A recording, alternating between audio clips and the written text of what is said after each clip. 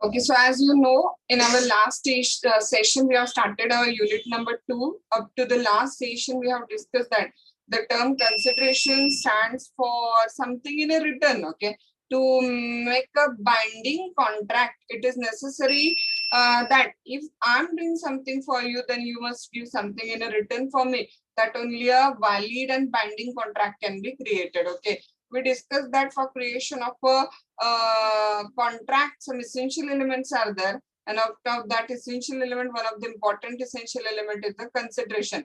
That is something in a written. Okay, if I'm doing something for you, you must do something for me. Then only the valid contractual relationship can be created. And an agreement without consideration is considered as a void. जिस contract में consideration नहीं है उस contract को हम लोग क्या consider करते हैं, वॉइड, मतलब जिसका कोई एनफोर्सेबिलिटी नहीं है कोर्ट ऑफ लॉ में, बिकॉज उसमें क्या मिसिंग है, वहां पे कंसिडरेशन उसमें मिसिंग है. So an agreement without consideration is considered as a void. This is a general rule.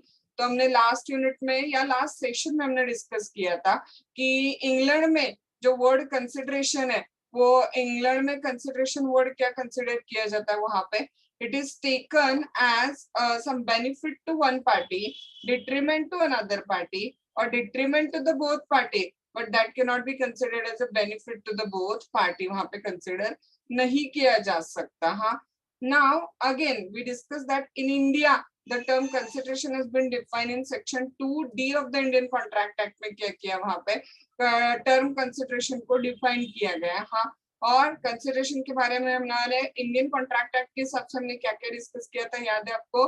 Consideration must come from the promisor. आते हुए कंसिडरेशन किससे आना चाहिए, वो कंपलसरी प्रोमिसर से ही आना चाहिए. हाँ हाँ, बट कंसिडरेशन बाद में मूव होते हुए प्रोमिस या एनी अनदर पर्सन से आ सकता है. चिन्नैया वर्सेस रामैया का केस हमने डिस्कस किया. देन वी डिस्कस की कंसिडरेशन पॉजिटिव है नेगेटिव, मींस एक्ट या फॉरबिडेंस दोनों फॉर्म में हो सकता है. And lastly, we discussed that consideration may be past consideration, it may be present consideration, or it may be a future consideration. Okay, has done or abstained from doing, does or abstains from doing, promises to do or abstain from doing. Okay, so consideration क्या हो सकता है, past हो सकता है, present हो सकता है, फ्यूचर कंसिडरेशन हो सकता है. हाँ, then in our last session we also analyzed the definition of the consideration and seen some elements of the consideration. Now today we are going to deal with the essential elements of the valid consideration, legal rules as to the consideration. हाँ, consideration को अगर valid होना है तो उसमें कुछ legal rules का होना जरूरी है, and that legal rules required for creation of a valid consideration we are going to discuss. Okay, so as I have told you already in our last session कि in all क्या होगा बोलो, इस particular unit में, unit number 2 में हमें 3 question और एक common point two the all देखना था. Okay, common point two all क्या था, कंसिडरेशन की डेफिनेशन जो हम ऑलरेडी डिस्कस कर चुके हैं.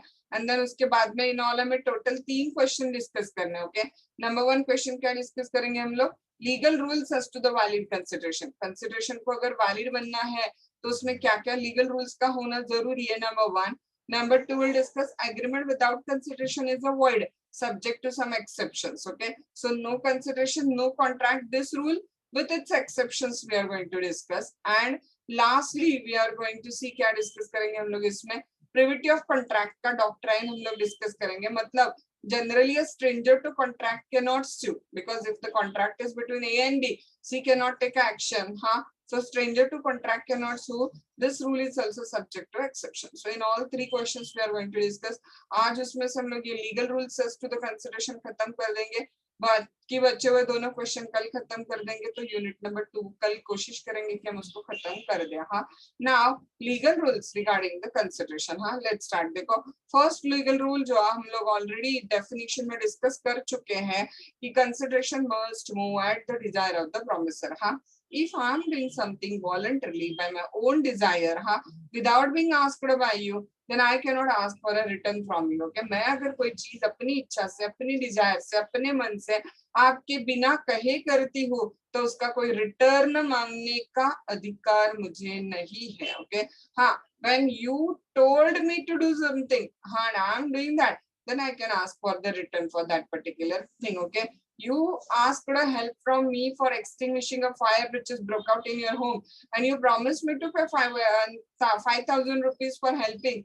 Then if I save your house from fire, then I can ask you 5,000 rupees. But when a fire is broke out in your home and I voluntarily come as a humanity and save your house from fire, then I don't have the right to ask for any kind of the return. Okay, so simple सा फंडा है. अगर आपके कहने पे, promisor के कहने पे आप कुछ करते हो तो उसका रिटर्न आप मांग सकते हो. कोई चीज आप वॉलंटरली अपनी इच्छा से करते हो तो उसका रिटर्न आप नहीं मांग सकते हो. That's it. हाँ, consideration must be offered by the C और a third party at the desire और रिक्वेस्ट ऑफ द प्रॉमिसर. हाँ, जब आप मुझे बोलोगे कि मैम हमें ये पढ़ा दो, तो उस पढ़ाने के लिए मुझे आपसे रिटर्न मांगने का अधिकार है. ओके, जब मैं खुद से आपको किसी टॉपिक को समझने में मदद करती हूँ और हाँ, that is without being asked by you, then I don't have that right to ask any kind of the return from you. Huh?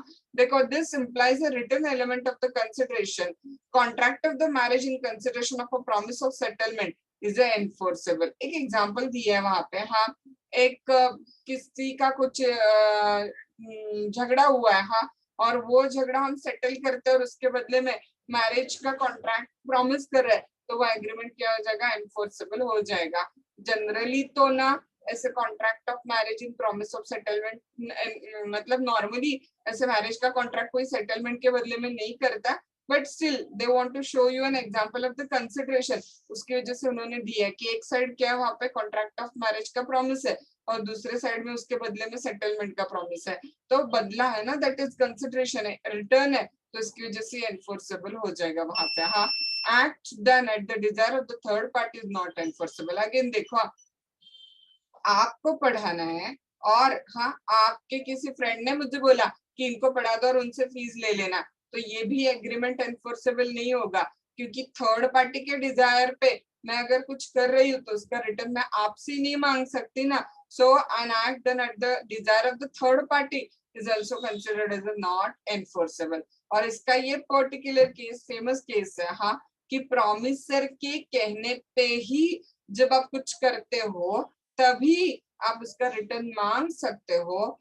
अगर आप अपनी इच्छा से वॉलंटरीली कुछ कर रहे हो या even at the desire of third party कुछ कर रहे हो तो उसका रिटर्न आप नहीं मांग सकते. ओके, इसका famous judgment which you should remember, compulsory याद रखना है, दुर्गा प्रसाद वर्सेस बालदेव का केस हमें याद रखना है. हाँ, what happened in this particular case? देखो, defendant promised to pay plaintiff a certain commission on articles being which would be sold through their agents in the market. हाँ, इसका जो defendant है ना, ये defendant क्या करता है? देखो यहाँ पे he promised to pay plaintiff a certain commission. plaintiff को कुछ कमीशन देने के लिए वो प्रॉमिस करता है on articles which would be sold through their agents in the market. हाँ, उनके एजेंसी के थ्रू जो भी आर्टिकल्स मार्केट में सोल्ड हो जाएंगे उसके लिए मैं आपको कुछ कमीशन दे दूंगा. ये प्रॉमिस डिफेंडेंट ने किसको किया? बोला प्लेंटिफ ने किया. हाँ, now market was constructed by P at the desire of the सी.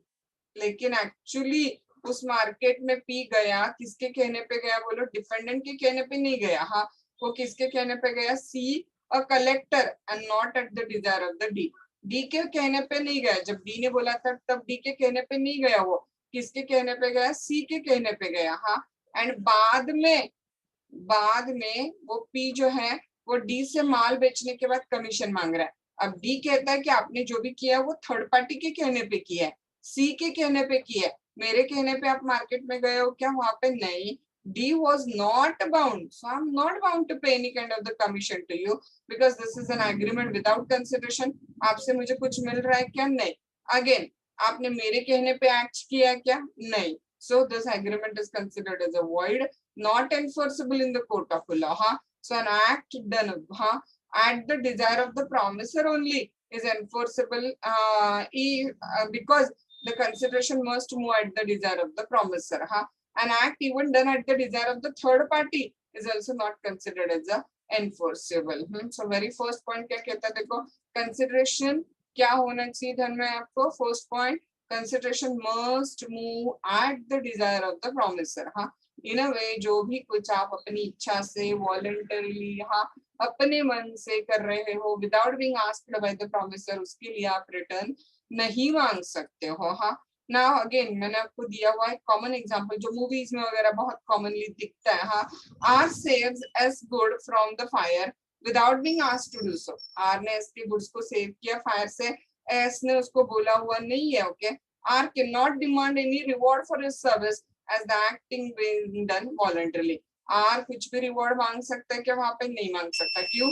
क्योंकि जो भी आर ने किया वो वॉलंटरी किया ना, इसके गुड्स को फायर से उसने खुद अपने मन से इच्छा से उसको सेव किया है, तो उसका रिटर्न वो नहीं मांग सकता। R can not demand any reward for his services as the act being done. कैसे किया गया बोलो? वॉलंटरी। हाँ, नंबर 2 देखो, हमारे इंडिया की बात करें तो कंसिडरेशन इंडिया में प्रॉमिस या एनी अनदर पर्सन से आ सकता है। हाँ, कंसिडरेशन में मूव फ्रॉम द प्रॉमिस और एनी अनदर पर्सन। और इसका फेमस जजमेंट क्या बोलो?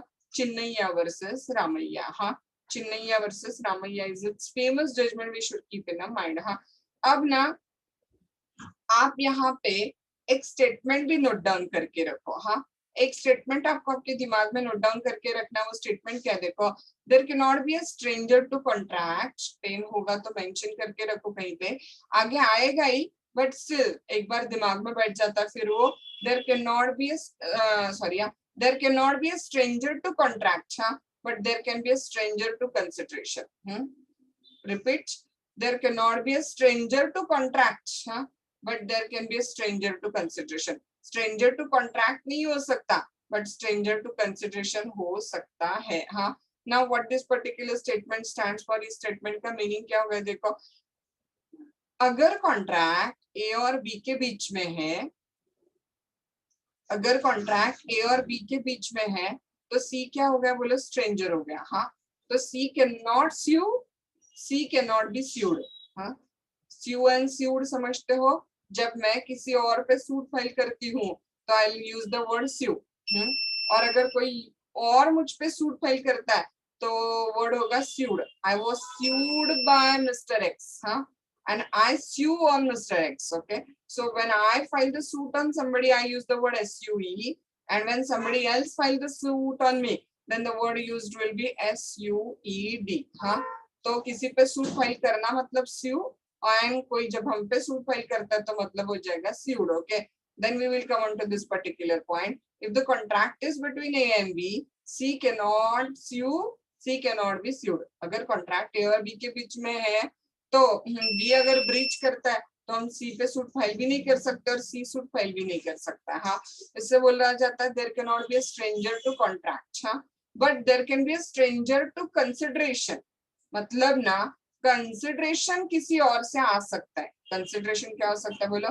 किसी और से आ सकता है। Will repeat that particular case law. हम लोग वो केस लॉ रिपीट करते हैं। कौन सा वाला? चिन्नैया वर्सेस रामैया वाला केस लॉ हम लोग क्या करते हैं? यहाँ पे रिपीट करते हैं। Let's take. हाँ, फर्स्ट हम लोग केस लॉ डिस्कस करते हैं, देन हम लोग ऊपर के एक्सप्लेनेशन में वापस जाएंगे। हाँ, and old lady made a gift of her property to her daughter with the direction to pay a certain sum of money to the maternal uncle by way of annuity. I have told you, एक old lady ने अपने पूरे property का gift बना दिया और वो gift अपने डॉटर को दिया। हाँ, विद द डायरेक्शन कि उस प्रॉपर्टी से कुछ मनी एज अ एन्यूटी उसको क्या करना है? अपने मैटरनल अंकल को मतलब मामा को देना है। हाँ, on the same day the daughter executed a written favor of the brother agreeing to pay the annuity. हाँ, अब उसी दिन डॉटर ने ना वो मदर को एग्जीक्यूट करके दे दिया कि okay I am ready to pay the annuity amount to the मामा। हाँ, but later on that daughter ने एक्चुअली वो अमाउंट दी नहीं। The daughter did not however pay the annuity. हाँ, एंड अब डॉटर पे सूट किसने फाइल कर दी बोलो? अंकल ने। एक्चुअली कॉन्ट्रैक्ट किसके बीच में था? मदर और डॉटर के बीच में, बट स्टिल हाँ, पैसे रिकवर करने के लिए सूट किसने फाइल कर दी बोलो? मामा ने सूट फाइल कर दी। हाँ, uncle sued to recover it. अब डॉटर क्या कहती है कि I didn't get any kind of the consideration from the मामा, so I'm not bound to give anything to the mama, so I'm not going to give this annuity amount to my maternal uncle. हाँ, लेकिन court ने held किया कि भले ही daughter is not getting anything from the maternal uncle, but still daughter was getting a sufficient consideration for the uncle to recover a money from the mother. हाँ, भले ही उस daughter को अंकल से कुछ नहीं मिल रहा है, बट स्टिल उसको कंसिडरेशन किससे मिल रहा था? मदर से कंसिडरेशन मिल रहा था, मिल चुका है. So daughter is bound to give that particular amount to the mother brother, that is maternal uncle, that is मामा. क्यों बोलो? क्योंकि इंडिया में कंसिडरेशन में मूव फ्रॉम द प्रोमिसी और एनी अनदर पर्सन. या इंडिया में रूल क्या बोलो? There can not be a stranger to contract, नहीं हो सकता, but there can be a stranger to the consideration हो सकता है. हाँ, let's check out. In India, consideration may proceed from the promisee or any another person who is not a party to contract. The definition of consideration ही खुद बताती है section 2D की. According to the definition, when the desire of a promiser, the promisee or any another person, मतलब करने वाला promisee भी हो सकता है या कोई और भी हो सकता है, does something, that act is the consideration. Okay. In other word, there can be a stranger to consideration. हाँ, but there cannot be a stranger to contract. मैंने आपको बताया था, statement note down करो कि there can be a stranger to consideration, but there cannot be a stranger to contract. नहीं हो सकता. हाँ, so got the point. First point, consideration must move from the promiser. हाँ, then consideration may come from promisee or any another person. हाँ, उसके लिए हमने कौन सा केस डिस्कस किया था? फर्स्ट पॉइंट के लिए Durga Prasad versus Baldev. Consideration must move at the desire of the promisor. Consideration may move from promisee और एनी अनदर पर्सन. इसका फेमस जजमेंट डिस्कस किया हमने, वो चिन्नैया वर्सेस रामैया का. हाँ, now executed and executory consideration is the next term we are going to discuss. हाँ, आपको actually heading से पता चल चुका होगा. एग्जीक्यूटेड मतलब डन एंड एग्जीक्यूटरी मतलब अभी करना है. मोस्ट प्रोबेबली अगर बात करें ना, तो एक्ट, एसीटी एक्ट मतलब एग्जीक्यूटेड, क्योंकि एक्ट किया जाता है, एंड प्रॉमिस फ्यूचर में होता है ना, तो इसकी वजह से एग्जीक्यूटेड कंसिडरेशन मतलब मोस्टली क्या होगा बोलो? A C T act. हाँ, एंड एग्जीक्यूटरी कंसिडरेशन मतलब मोस्टली क्या होगा बोलो? प्रॉमिस. हाँ, so let's check out executed and executory consideration. Okay. हाँ, now consideration which consists in the performance of an act is said to be executed. I have told you. हाँ, जहाँ पे क्या बोलो act है, उसका मतलब क्या होगा? executed. हाँ, and when the consideration is a promise, जब वो consideration कौन से फॉर्म में बोलो? promise. हाँ, then it is said to be executory. तो वो क्या हो जाएगा? executory consider किया जाएगा. हाँ, the promise by one party may be consideration. हाँ, for an act by some other party and vice versa. एक पार्टी का एक्ट दूसरे पार्टी का एक्ट ऐसे भी कंसिडरेशन हो सकता है, या वाइस वर्सा. हाँ, मतलब एक पार्टी प्रॉमिस दे रही है और दूसरे पार्टी ने एक्ट कर दिया. जैसे मैंने आपको माल भेज दिया और आपने प्रॉमिस किया कि आप मुझे पैसे दे दोगे. हाँ, सो वाइस वर्सा भी हो सकता है. राइट, ध्यान में गया. एक पार्टी का प्रॉमिस दूसरे पार्टी का क्या हो सकता है? एक्ट हो सकता है. या एक पार्टी का एक्ट हो सकता है तो दूसरे पार्टी का क्या हो सकता है? वहां पे प्रॉमिस भी हो सकता है. हाँ, देखो executed मतलब act, simple. Executed, performance of an act is considered as a executed, and when it consists of the promise, then it is considered as a executory. हाँ, example देखो, A pays ₹5,000 to the B, and B promises to deliver him a certain quantity of the wheat within a month. A क्या कर रहा? 5,000 rupees दे रहा B को, और B promise क्या कर रहा है बोलो? To deliver certain quantity of the wheat within a month. हाँ, now in this case, हाँ, what happened? A pays the amount, A ने पैसे दे दिए और B बस promise करता है कि वो wheat भेज देगा, whereas B merely makes a promise. Okay, therefore the consideration paid by A ने जो पैसे दे दिए हैं वो क्या कंसिडर किया जाएगा बोलो? एक्ट. मतलब executed, and whereas the consideration promised by B कि मैं wheat डिलीवर कर दूंगा. हाँ, that is promise. Promise stands for क्या हो जाएगा बोलो? एग्जीक्यूटरी कंसिडर किया जाएगा वहां पे. हाँ, नाउ नेक्स्ट पॉइंट देखो, कंसिडरेशन में भी पास्ट, प्रेजेंट या फ्यूचर हो सकता है. आप अच्छे से जानते हो इस पॉइंट को. हाँ, क्योंकि हमने डेफिनेशन को अच्छे से डिस्कस किया हुआ है. नाउ देखो, डेफिनेशन की जो वर्ड्स है, हैज डन या अब्सटेन्ड फ्रॉम डूइंग, ये क्या बोलो? Past consideration. डज और अब्सटेन्स फ्रॉम डूइंग, ये क्या बोलो? Present consideration. And promises to do और अब्सटेन फ्रॉम डूइंग, ये क्या बोलो फ्यूचर कंसिडरेशन है. Okay, let's check out. देखो द वर्ड हैज डन और abstained from doing, हाँ, as contained in section 2D are the recognition of the doctrine of the past consideration. हाँ, in order to support a promise, past consideration must move by the previous request. पहले काम करने की request की है और consideration बाद में प्रॉमिस किया है. Okay, it is a general principle that consideration is a given and accepted in exchange for a promise. The consideration in past may be motive but cannot be the real consideration of subsequent promise. But in the event of services being rendered in the past at the request or desire of promiser, the subsequent promise is regarded as admission that the past consideration was not gratuitous. मतलब ना simple सी चीज है कि आपने taxi ले ली, हाँ, और taxi से आप गए और जाने के बाद जहां पहुंचना था वहां पे पहुंचने के बाद आपने प्रॉमिस किया.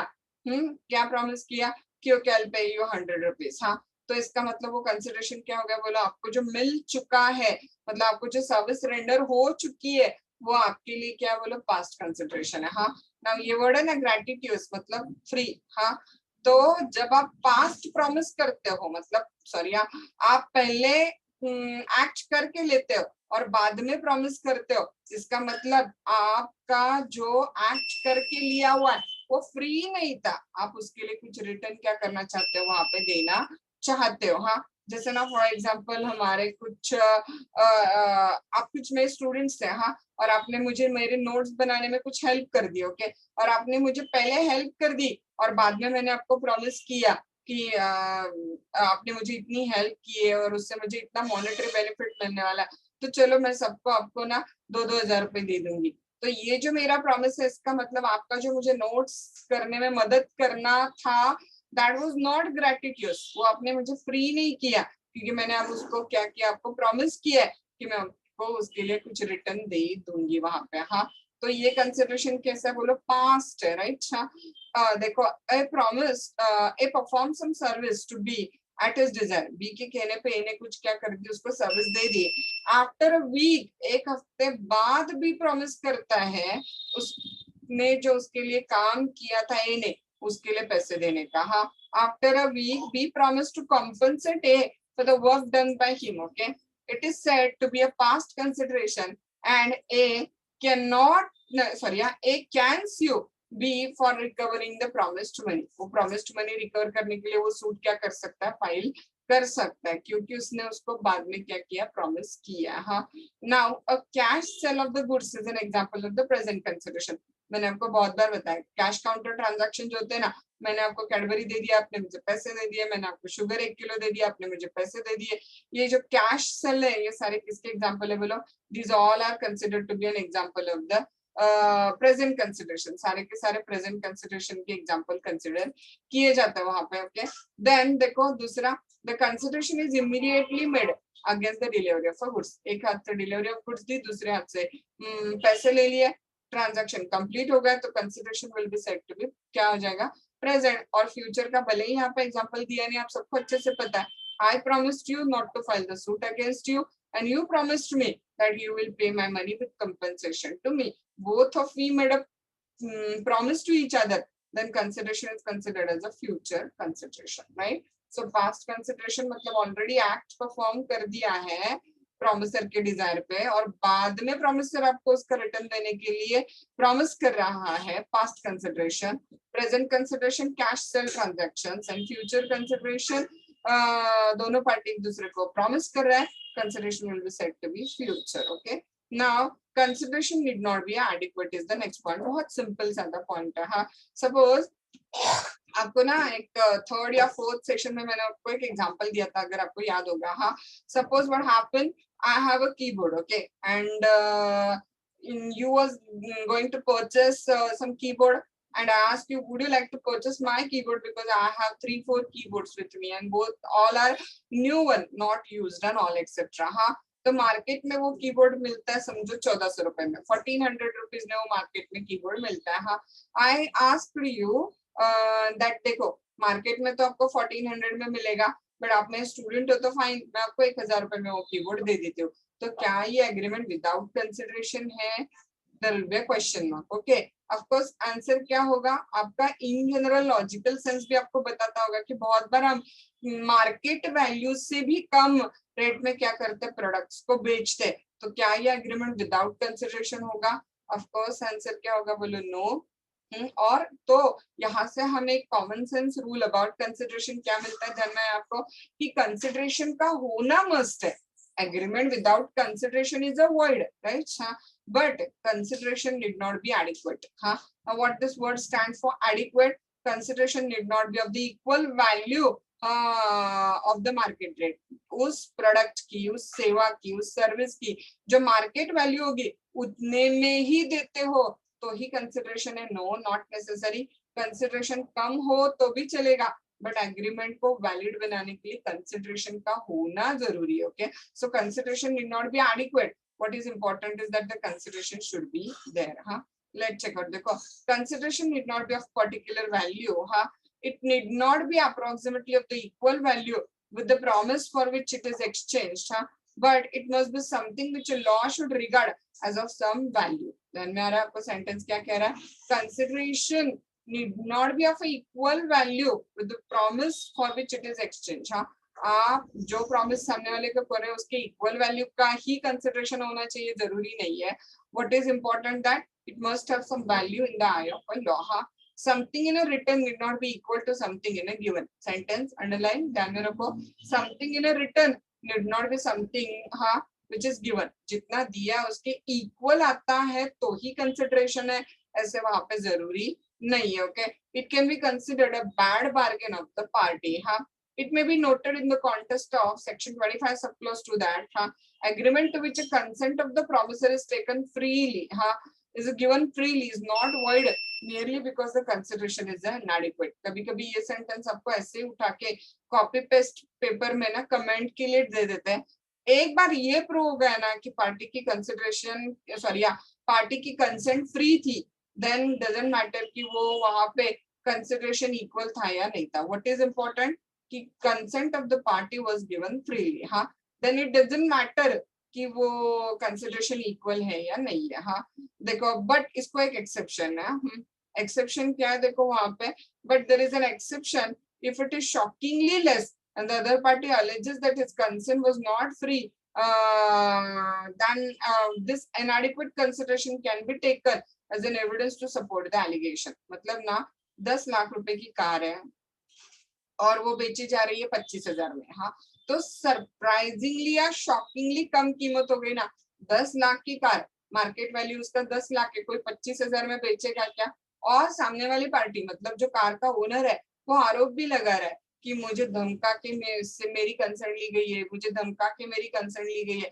तो यहाँ पे ऐसे प्रिज्यूम किया जा सकता है कि कंसिडरेशन जो इतना कम है वो फ्री कंसेंट से लिया गया नहीं है। ये डाउट यहाँ पे क्रिएट हो सकता है। अलेज मतलब आरोप लगाना। हाँ, देखो but as an exception if it is shockingly less, consideration बहुत ही कम है, and the other party alleges that his consent was not free, then this inadequate consideration can be taken as the evidence in support of the allegation. हाँ, अगर एक party आरोप लगा रही है कि मेरी कंसेंट फ्रीली ली गई नहीं है और कंसिडरेशन कैसा शॉकिंगली लेस है मतलब बहुत ही कम है, तो उसको एविडेंस बतौर लिया जा सकता है कि कोई इतने कम कंसिडरेशन में प्रोडक्ट को कैसे बेचेगा ना, तो शायद यहाँ पे उसकी कंसेंट फ्री ली गई नहीं होगी अगर पार्टी आरोप लगा रही है तो। हाँ, x promises to sell a house worth ₹6 lakh in a 1 lakh only. मेरा 6 लाख का घर 1 लाख रुपए में बेच रहा है,